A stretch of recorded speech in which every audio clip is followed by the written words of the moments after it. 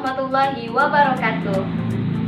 Saya Elza Fortuna dari Program Studi Sarjana Terapan Sanitasi Lingkungan akan menampilkan video tentang COVID-19. Selamat menyaksikan. Pada video kali ini yang akan kita bahas yaitu apa itu COVID-19, apa tanda dan gejala dari COVID-19, bagaimana cara pencegahan dari COVID-19. Nah, teman-teman sudah tahu belum apa itu COVID-19? Dengar penjelasan berikut ya. Akhir-akhir ini kita dihebohkan dengan berita COVID-19. Coronavirus pertama kalinya yaitu berkembang di Wuhan, Cina. Nah, dan sekarang telah menyebar ke beberapa negara seperti negara Indonesia. Untuk itu, yuk dengarkan video berikut untuk mengetahui seputar COVID-19. COVID-19 merupakan penyakit baru yang dapat menyebabkan terjadinya gangguan pernafasan dan radang paru. Nah, sudah tahu kan apa itu COVID-19? Sekarang kita akan mengetahui bagaimana cara penularannya. Yang pertama, itu melalui droplet atau percikan melalui batuk, bersin, dan berbicara. Yang kedua, kontak fisik dengan orang yang terinfeksi, yaitu dengan cara bersentuhan maupun bersalaman. Yang ketiga, menyentuh mulut, hidung, mata dengan tangan yang terkontaminasi oleh virus. Nah, sekarang yuk kenali gejalanya. Apa aja gejala dari COVID-19 ini? Yang pertama, apabila mengalami demam dengan suhu sama dengan atau lebih dari 38 derajat Celcius. Yang kedua, batuk, pilek, ataupun nyeri tenggorokan. Nah, untuk gejala yang lebih berat yaitu seperti sesak nafas dan gagal ginjal. Lalu, bagaimana cara mencegahnya? Yang pertama, cuci tangan pakai sabun dengan air yang mengalir. Cuci tangan pakai sabun yaitu ketika tiba di rumah, dari kantor, ataupun dari perjalanan.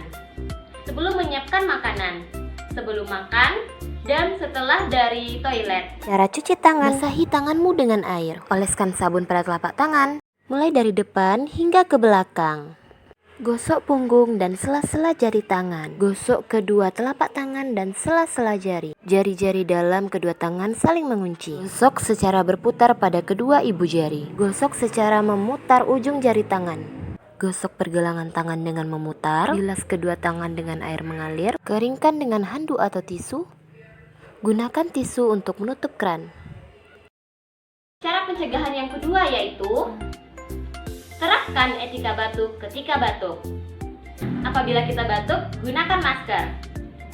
Yang kedua, apabila batuk, tutup hidung dan mulut dengan menggunakan lengan.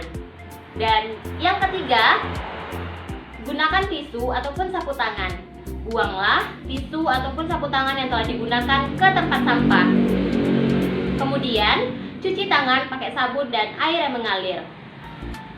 Nah, apabila tidak ada sabun ataupun air yang mengalir, maka dapat menggunakan cairan pembersih yang biasa disebut dengan hand sanitizer. Cara pencegahan yang ketiga yaitu physical distancing. Nah, sudah tahu belum apa itu physical distancing? Physical distancing merupakan jaga jarak antara manusia, hindari titik keramaian. Apa aja yang bisa kita lakukan ketika physical distancing? Kamu dan keluarga di rumah aja dulu. Yang dapat kamu lakukan yaitu menjaga sirkulasi udara di dalam ruangan, kebersihan lantai, kebersihan tempat tidur, kebersihan dapur dan alat memasak, kebersihan karpet dan sofa, kemudian kebersihan pakaian, kebersihan alat kerja, alat makan, dan sebagainya. Di rumah aja itu bukan hal yang sepele loh. Hal ini ditujukan penting sekali untuk mencegah penularan COVID-19 ini. Untuk mengetahui betapa pentingnya di rumah aja, yuk lihat tayangan berikut. Kondisi ini menunjukkan ketika kita tidak menerapkan physical distancing atau tidak berada di rumah. Nah, gambaran berikut menggambarkan jika kita menerapkan physical distancing atau tetap berada di rumah.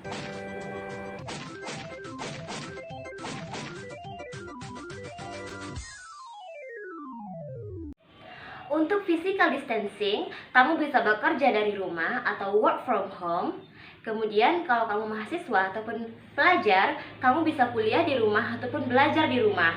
Kemudian hindari pergi ke tempat-tempat keramaian atau tempat yang banyak dikunjungi oleh orang. Juga usahakan untuk tidak mengunjungi orang yang sedang sakit. Selain physical distancing, kita juga sering mendengar self-quarantine dan self-isolation. Nah, ketiga hal ini merupakan hal yang berbeda. Jika physical distancing tadi sudah dibahas, sekarang kita akan membahas tentang self-quarantine atau karantina mandiri. Karantina mandiri dilakukan oleh orang-orang yang beresiko tinggi terkena COVID-19. Contohnya, pernah bersentuhan dengan orang yang positif COVID-19. Karantina mandiri ini dilakukan di rumah selama 14 hari. Untuk masa ini, diminta untuk tidak menerima tamu, tidak berbagi alat pribadi dengan anggota keluarga, dan menjaga jarak 1 meter dari anggota keluarga lainnya. Menjaga kebersihan diri dan lingkungan, serta rajinlah mencuci tangan. Selanjutnya yaitu self-isolation atau isolasi mandiri. Nah, hal ini ditujukan kepada orang-orang yang telah terbukti positif dari COVID-19. Pelaksanaan self-isolation ini harus dalam pengawasan dokter. Jika kita telah disiplin menaati peraturan pemerintah untuk di rumah aja, insya Allah pandemi ini akan cepat berakhir. Kita juga punya peran penting loh, bukan pemerintah aja ataupun tenaga medis. Dengan kamu tetap di rumah, kamu telah membantu memutuskan mata rantai dari penyebaran COVID-19 ini. Terima kasih karena telah menyaksikan video pendek ini. Semoga bermanfaat ya. Kamu bersama keluarga di rumah aja dulu. Assalamualaikum warahmatullahi wabarakatuh.